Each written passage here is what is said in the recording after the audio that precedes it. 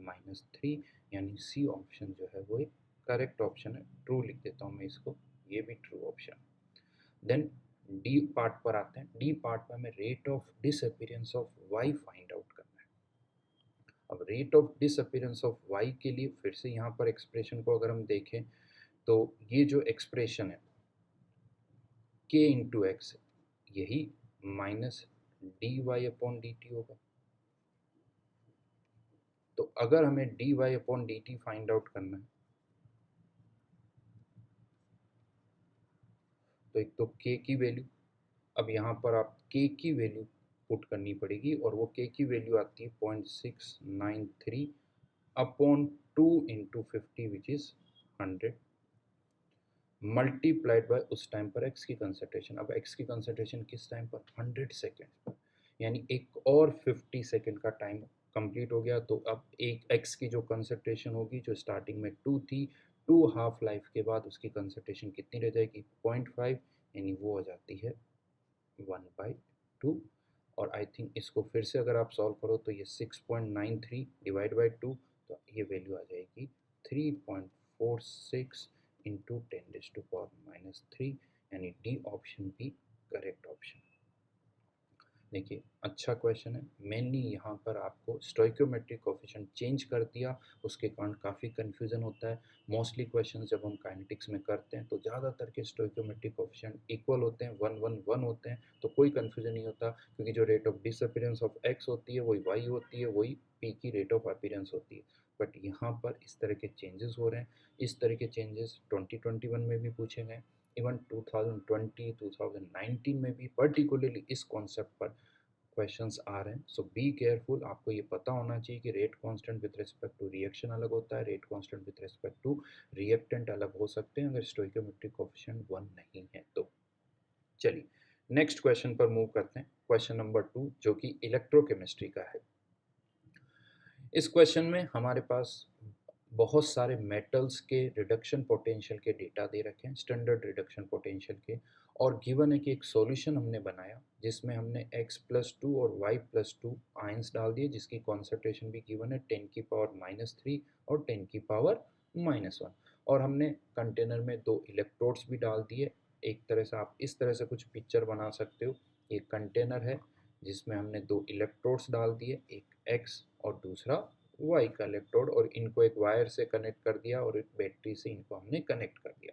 Solution में 2 तरह के आयंस है, x+2 भी है और y+2 के भी आयंस है। और एक इंफॉर्मेशन दे रखी कि जब हमने करंट पास की तो x डिसॉल्व हो रहा है। अगर x डिसॉल्व हो रहा है तो कोई ना कोई डिपॉजिट भी होगा, यानी y यहाँ पर क्या हो रहा है, डिपॉजिट हो रहा है। तो हमें ये बताना है कि कौन से कॉम्बिनेशन में ये रिजल्ट्स हम ऑब्जर्व करेंगे। हमें ये बताना है कि इनमें से कौन से कॉम्बिनेशंस को अगर हम यूज़ करें तो ये रिजल्ट हमें दिखेगा। तो यहाँ पर अब मेटल्स कुछ भी हो सकते हैं, एक्स और वाई इनमें से कुछ भी हो सकते हैं। तो पहले वेरिएबल्स की टर्म में इक्वेशन बनाते हैं। हमें ये तो गिवन है कि एक्स जो है वो डिसॉल्व हो रहा है, यानी x+2 में कन्वर्ट हो रहा है, साथ में 2 इलेक्ट्रॉन, और y जो है वो डिपॉजिट हो रहा है, तो y+2 इलेक्ट्रॉन गिविंग y। और अगर ये रिएक्शन हो रही तो इसका ई सेल जो है वो पॉजिटिव होना चाहिए।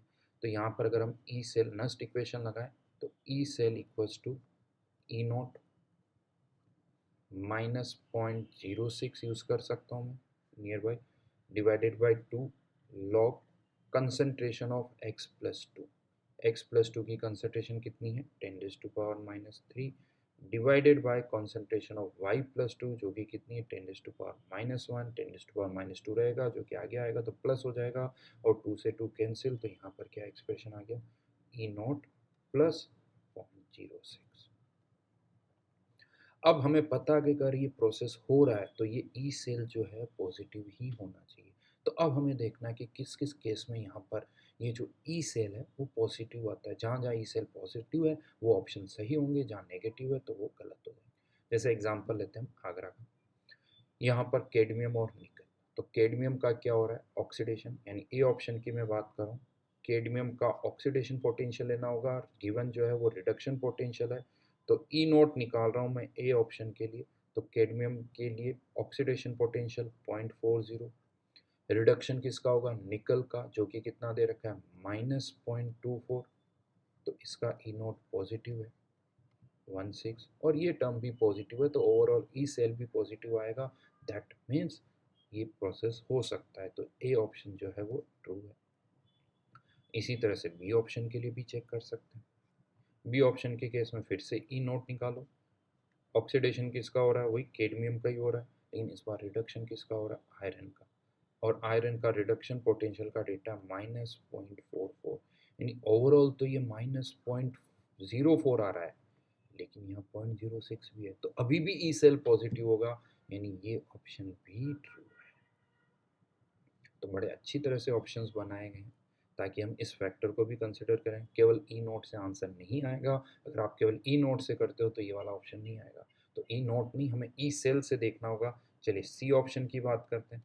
सी ऑप्शन में ई नोट कितना आ रहा है, आपकी बार निकल का ऑक्सीडेशन, ध्यान रखना जो पहले लिखा हुआ उसका ऑक्सीडेशन, तो निकल का ऑक्सीडेशन यानी 0.24, रिडक्शन किसका हो रहा है, लेड का, यानी -0.13, ये भी पॉजिटिव है, और अगर ये पॉजिटिव है तो ये भी हो सकता है, तो ये भी ट्रू ऑप्शन हो गया।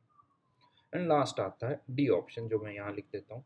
डी ऑप्शन के केस में निकल का क्या होना चाहिए, ऑक्सीडेशन, निकल का ऑक्सीडेशन यानी 0.24 माइनस आयरन का होना चाहिए रिडक्शन, जो कि है -0.44, और यहाँ पर अब आता है -0.2, अगर आप +0.06 ऐड भी करते हो तो स्टिल ये माइनस होगा, तो इस केस में ऐसा नहीं होगा, यानी ये एक फॉल्स ऑप्शन है। तो इसका करेक्ट आंसर क्या हो जाएगा, आगरा, बॉम्बे एंड कलकत्ता। अच्छा क्वेश्चन है, आप स्लोली यानी बहुत ज़्यादा स्पीड में नहीं, केयरफुली इसको करो, जल्दबाजी में कुछ मिस्टेक हो सकती है, बट एक इलेक्ट्रोकेमिस्ट्री के एंगल से देखा जाए तो मेरे हिसाब से एक मॉडरेट लेवल का क्वेश्चन है, ऐसा नहीं कि देखते ही हो जाएगा, आपको कैलकुलेशन करनी होगी, राइट। नेक्स्ट क्वेश्चन पर आते हैं। यस, ये भी इलेक्ट्रोकेमिस्ट्री का एक क्वेश्चन। देखिए पेपर में अगर हम देखें तो फर्स्ट पेपर में 7 क्वेश्चन थे, सेकंड पेपर में 8 क्वेश्चन है, टोटल 15 क्वेश्चन है। अगर दोनों पेपर में टोटल क्वेश्चंस केमिस्ट्री के मिलाएं तो 38 में से 15 क्वेश्चंस फिजिकल केमिस्ट्री के पूछे गए। तो यहाँ पर इलेक्ट्रोकेमिस्ट्री से हमारे पास एक और पैराग्राफ भी है, उससे रिलेटेड कुछ इन्फॉर्मेशन यहाँ पर दे रखी है कि एक सॉल्यूशन है, कोई मोनोबेसिक एसिड है जिसकी लिमिटिंग मोलर कंडक्टिविटी मतलब लेमडा एम इन्फानाइट की वैल्यू दे रखी है, कितनी 4 × 10⁻² siemens centimetre square mole inverse, right. Now यहाँ पर हमें क्या गिवन है कि दो अलग सिचुएशन पर जब कंसंट्रेशन नहीं दे रखी है तो इनिशियली जो सॉल्यूशन है उसकी मोलर कंडक्टिविटी यानी लैम्डा एम की वैल्यू दे रखी है y × 10⁻², यानी मान लेते हैं जब इस सॉल्यूशन की कंसंट्रेशन C है तो हमें इसका लैम्डा एम दे रखा है y × 10⁻²। यूनिट्स में नहीं लिख रहा हूँ बार बार, unit siemens centimetre square mole inverse ही है, लेकिन जब हमने इसको डाइल्यूट कर दिया 20 टाइम्स तो अब इसकी कंसंट्रेशन कितनी हो गई C/20, और हम सबको पता है डाइल्यूट करने पर लैम्डा एम की वैल्यू इंक्रीज होती है, तो ये लैम्डा एम की वैल्यू कितनी हो गई 3y × 10⁻²। C कंसंट्रेशन पर इतनी, C/20 पर इतनी। और अब हमें इससे क्या क्या फाइंड आउट करना है, तो यहाँ से एक तो हमें अल्फा निकालना है और एक इस y की वैल्यू फाइंड करनी है। ये दो इंफॉर्मेशन हमें यहाँ पर फाइंड आउट करनी है, ठीक है। तो चलिए फॉर्मूले पर आते हैं। अब यहाँ पर हमें ये तो पता है कि जो वीक एसिड है कंसंट्रेशन चेंज करने पर इसका अल्फा तो चेंज होगा लेकिन इसका के चेंज नहीं होगा, ये हमें पता है, के वही रहेगा। और एक और फॉर्मूला हमें पता है lambda M upon lambda M infinite क्या होता है, अल्फा, तो यानी लैम्डा एम को मैं और क्या लिख सकता हूँ, alpha into lambda M infinite. लेकिन लैम्डा एम इन्फानेट तो फिक्स है, तो अगर मैं यहाँ पर अलग अलग कंसंट्रेशन पर लैम्डा एम का रेशियो लेता हूँ तो मुझे अल्फ़ा का रेशियो पता चल जाएगा, यानी इन दोनों कंसंट्रेशन पर अल्फ़ा का रेशियो क्या हो जाएगा y × 10⁻² upon 3y × 10⁻² equals to alpha 1 upon alpha 2, और यहाँ से अगर देखा जाए तो ये अल्फ़ा 1 अपॉन अल्फ़ा 2 का जो रेशियो है वो कितना आ जाएगा 1/3, राइट। तो यहाँ से अल्फ़ा 2 की वैल्यू कितनी हो जाएगी 3 अल्फ़ा 1, यानी डाइल्यूट करने पर डिग्री ऑफ डिसोसिएशन इंक्रीज हो गया, कितना हो गया 3 टाइम्स। अभी हमें लेकिन अल्फ़ा नहीं पता, ना अल्फ़ा 1 पता ना अल्फ़ा 2 पता, तो वो कैसे पता चलेगा। तो Ka इक्वल्स टू क्या होता है एक वीक एसिड के लिए C alpha square upon 1 minus alpha, तो C1 alpha 1 square upon 1 minus alpha 1 equals to C2 alpha 2 square upon 1 minus alpha 2। हमें कंसंट्रेशन का रेशियो पता है, अल्फ़ा का रेशियो पता है, यहाँ से अगर आप सॉल्व करते हो तो अल्फ़ा 1 और अल्फ़ा 2 दोनों की वैल्यू आ जाएगी, और इस अल्फ़ा 1 की वैल्यू यहाँ से अगर हम इसको सॉल्व करें तो अल्फ़ा 1 की वैल्यू आती है 11/51। एक बार मैं कंफर्म कर लेता हूँ कि अल्फ़ा की वैल्यू यही आ रही है नहीं आ रही है, बट यस 11/51। अगर इसको आप सॉल्व करते हो तो ये वैल्यू नियर बाई आ जाती है 0.2156। जेई ने आंसर दिया था 0.22 से लेके 0.33, इस तरह से जेई ने इसके आंसर्स दिए हैं। तो अल्फ़ा 1 की वैल्यू हमारे पास आ गई।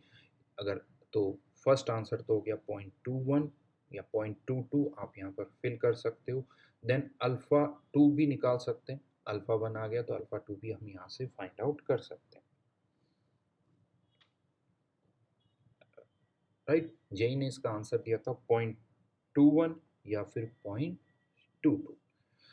अब हमें और क्या फाइंड आउट करना है, तो इसका एक और पार्ट था हमें इस y की वैल्यू भी फाइंड आउट करनी, तो वो आई थिंक अब आसान है। वो कैसे कर सकते हो, ये एक्सप्रेशन यूज़ करो, लैम्डा m की वैल्यू कितनी है y इंटू 10⁻², जब अल्फ़ा कितना है अल्फ़ा 1 विच इज़ 11/51, और तब लैम्डा m इन्फानाइट की वैल्यू कितनी दे रखी 4 इंटू 10⁻², ये कैंसिल आउट हो जाएगा, यानी 44/51, और अगर हम इसको सॉल्व करें तो ये वैल्यू आ जाती है नियर बाई 0.86। तो एक आंसर तो हमारा हो जाएगा 0.21 या 0.22, और दूसरा आंसर यानी y की वैल्यू जो होगी वो होगी 0.86। तो इस तरह से यहाँ पर हम क्वेश्चन नंबर 3 और क्वेश्चन नंबर 4 दोनों सॉल्व कर सकते हैं। अच्छा क्वेश्चन है, मिक्स किया गया आयनिक को इलेक्ट्रोकेमिस्ट्री के साथ, क्योंकि आयनिक इक्विलिब्रियम भी अच्छा खासा यूज़ हो गया और इलेक्ट्रोकेमिस्ट्री भी अच्छा खासा यूज़ हो गया। इलेक्ट्रोकेमिस्ट्री की बात करें तो इससे पहले वाले क्वेश्चन में नस्ट इक्वेशन यूज़ हो गई थी, और इस वाले क्वेश्चन में कंडक्टेंस वाला पार्ट आ गया, यानी एक तरह से चैप्टर को पूरा कवर किया गया था यहाँ पर, ये आप कह सकते हो। ये भी हम कर चुके हैं, y की वैल्यू आ जाएगी 0.86। नेक्स्ट क्वेश्चन पर आते हैं, रिडॉक्स। देखिए जेई में अगर आप देखोगे तो हर एक चैप्टर को कवर किया गया, हर एक चैप्टर से कुछ ना कुछ क्वेश्चंस पूछे गए हैं। तो एक हमें कभी भी जेई एग्ज़ाम देते हो ये नहीं सोचना चाहिए कि यार ये चैप्टर से क्वेश्चन आएगा या नहीं आएगा। हाँ, ये हो सकता है किसी चैप्टर का वेटेज कभी ज़्यादा हो जाता है, कभी थोड़ा कम हो सकता है, बट कुछ ना कुछ क्वेश्चन तो पूछे जाते हैं। किस चैप्टर का वेटेज ज़्यादा होगा ये आप पहले प्रेडिक्ट नहीं कर सकते। तो जो क्वेश्चन है रिडॉक्स से है, यहाँ पर क्या गिवन है कि एक सैंपल है जिसके अंदर आयरन है, सैंपल का वेट कितना है 5.6 ग्राम, इसको हमने HCl में डिजोल्व किया, जिससे क्या हुआ कि आयरन जो है वो Fe+2 में कन्वर्ट हो गया, या यूँ कह दो FeCl2 बन गया।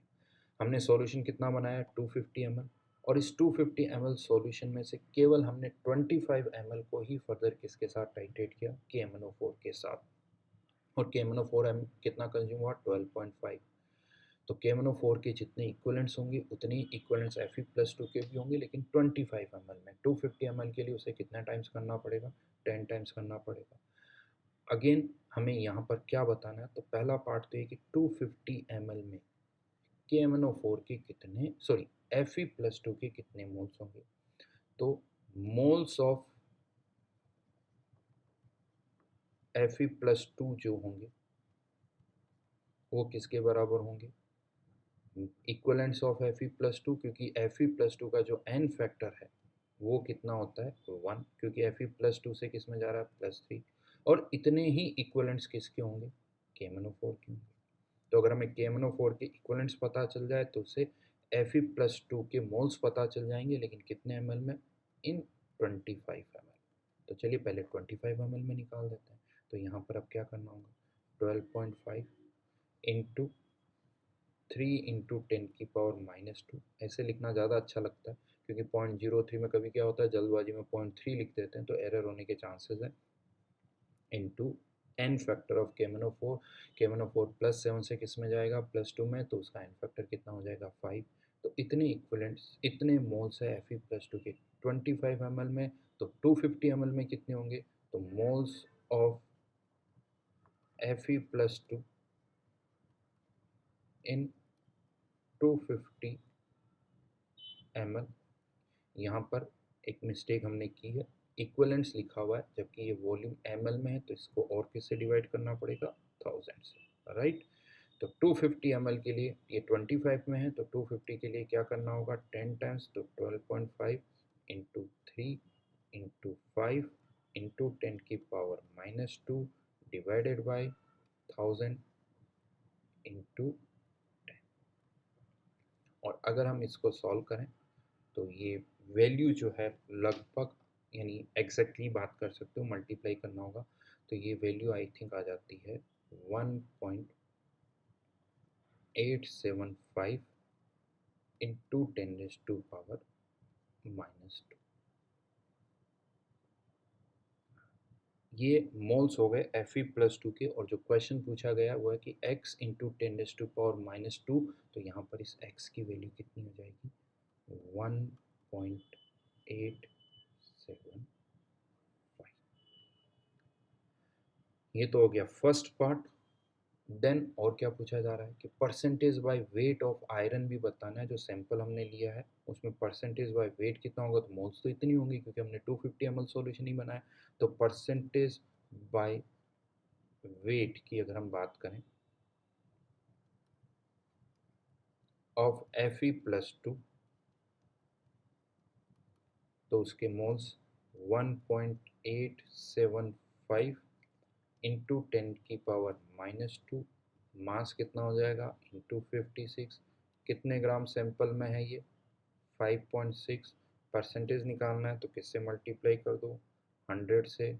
ये कितना आ गया, 10। ये कैंसिल आउट हो जाएगा तो परसेंटेज आ जाएगा 18.75%। तो फर्स्ट आंसर है इसका 1.875, और जो सेकंड आंसर है वो है 18.75%। जेई ने फर्स्ट पार्ट के दो आंसर दिए थे, 1.87 और 1.88। वैसे ज़्यादा सही आंसर है 1.88, क्योंकि अगर आप इसको राउंड ऑफ करते हो तो इवन नंबर में करना चाहिए। अगर 5 है तो राउंड ऑफ करते वक्त इवन नंबर यानी 1.88 will be more appropriate answer.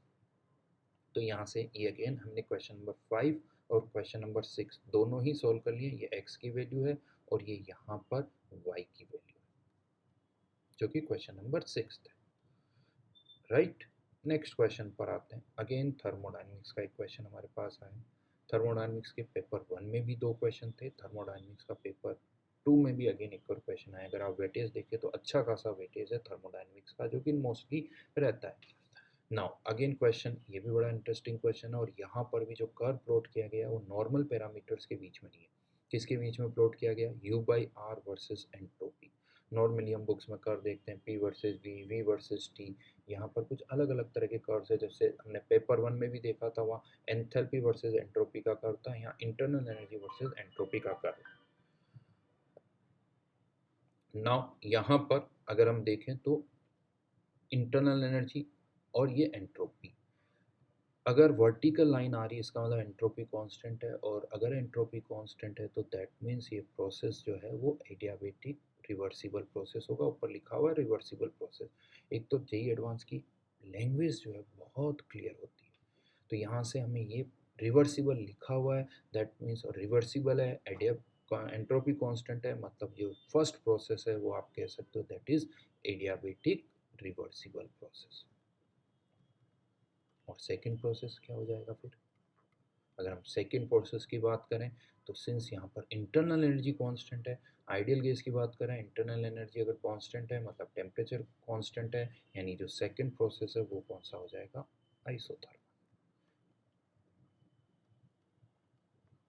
Find out क्या करना है हमें, ln V3/V2 का रेशियो बताना है।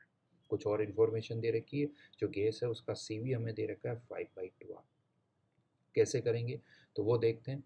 तो यहाँ पर इनिशियली U/R और फाइनल U/R की वैल्यू दे रखी है, R तो कांस्टेंट है, तो डेल्टा U/R की वैल्यू क्या हो जाएगी, फाइनल माइनस इनिशियल, यानी 450 माइनस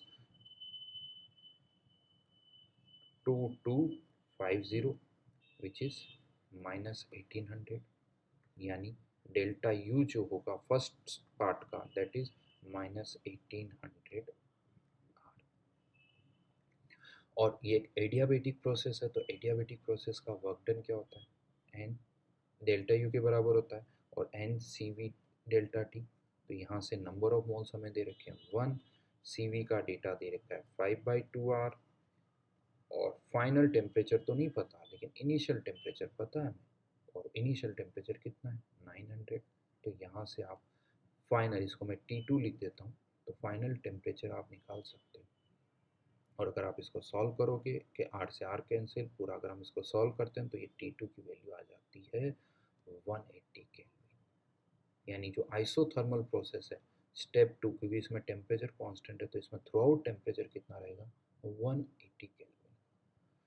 लेकिन इससे तो T2 आया है, हमें क्या फाइंड आउट करना है, ln V3/V2। तो ln V3/V2 की वैल्यू कैसे आएगी, तो यहाँ पर एक और इन्फॉर्मेशन दे रखी है, if the work done by the gas in two processes are same, यानी एडियाबेटिक में जो वर्क डन है कितना होता है, W equals to delta U, और वो कितना हमने अभी कैलकुलेट किया एडियाबेटिक में, -1800R।